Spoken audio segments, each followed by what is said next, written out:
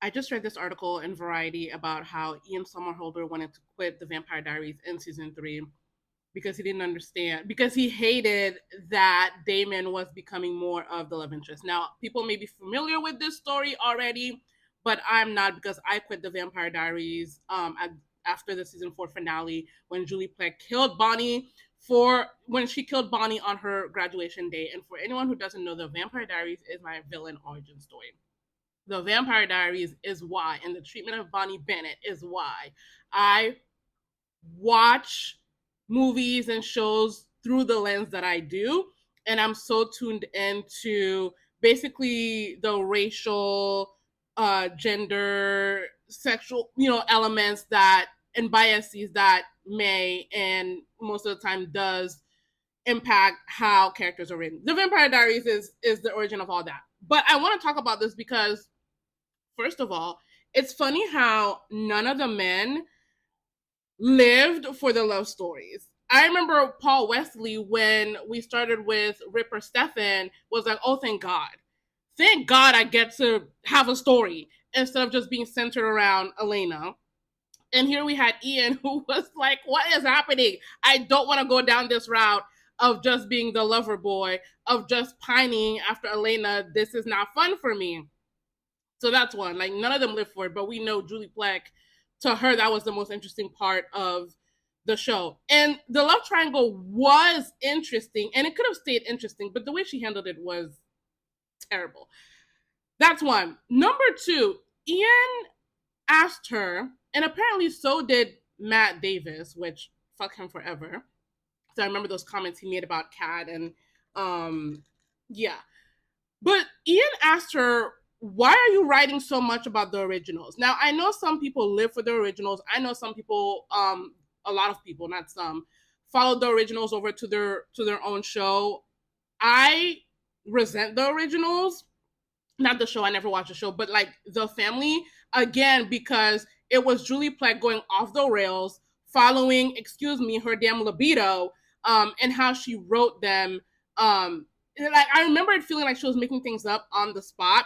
So Ian asked her, why are you writing so much about the originals? And Matt Davis also asked her the same question.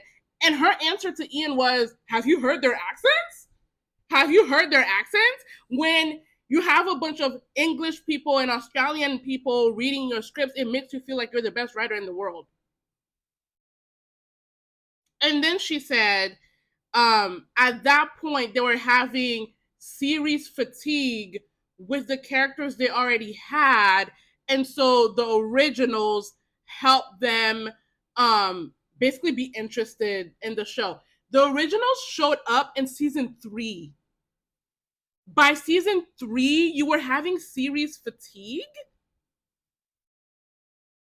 with your own show and your own characters? That is crazy. That is ridiculous. The originals, I feel, were so misused. And I'm saying this centering Bonnie Bennett. I know it wasn't Bonnie's show, and it never needed to be Bonnie's show, but it could have been so interesting.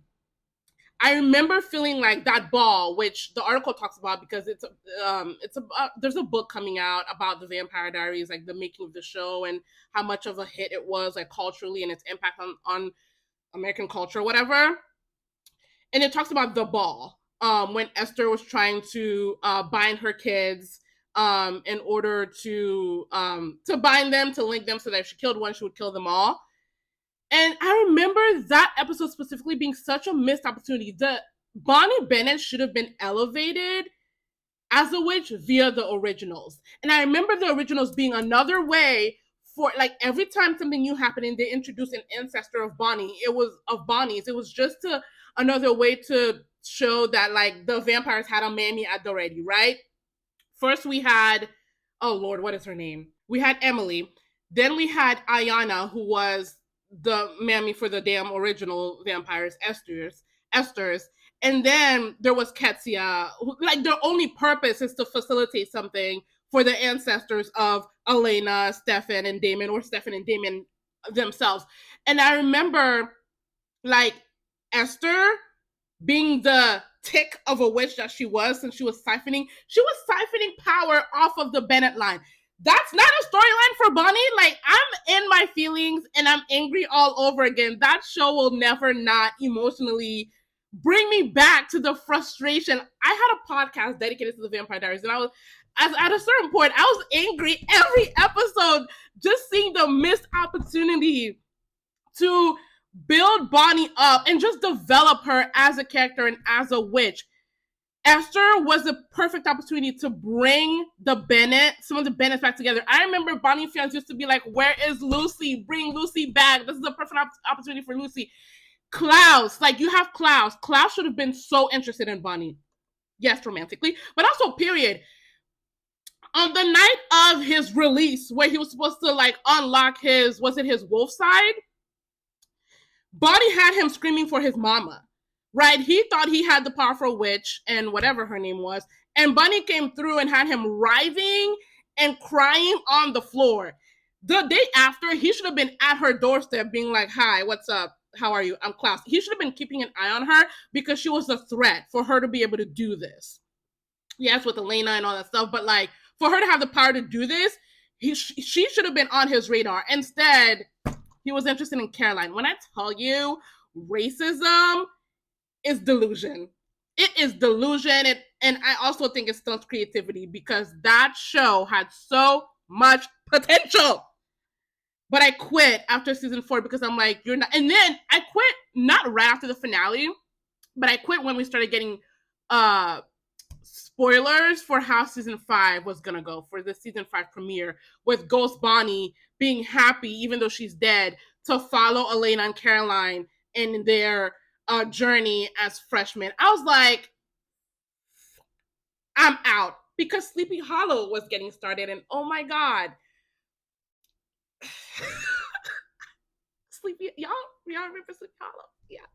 Oh, the journey of being a Black girl who loves witches and sci-fi and just longs for a series that has um Black women as the lead, or even just a very important supporting character with a complex story, and is getting to use her powers and is getting to learn and to develop. Oh, the grief and the sadness and the tragedy.